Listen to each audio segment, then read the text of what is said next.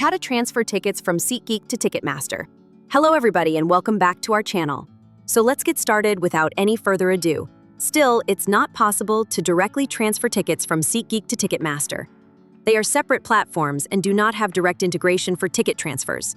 If you need to move ticket between the two, you will need to resell the ticket on the Seatgeek and then purchase a new ticket on Ticketmaster. So if you like to move your Seatgeek tickets to Ticketmaster, you'll need to send them on a Seatgeek platform. You can list your ticket for sales on Seatgeek Marketplace, and once your ticket sells, you'll receive a payment according to your Seatgeek payout process. And after selling your tickets on Seatgeek, you can then purchase a new ticket for the same events on Ticketmaster. Be aware that there might be price differences and potential fees associated with buying and selling tickets.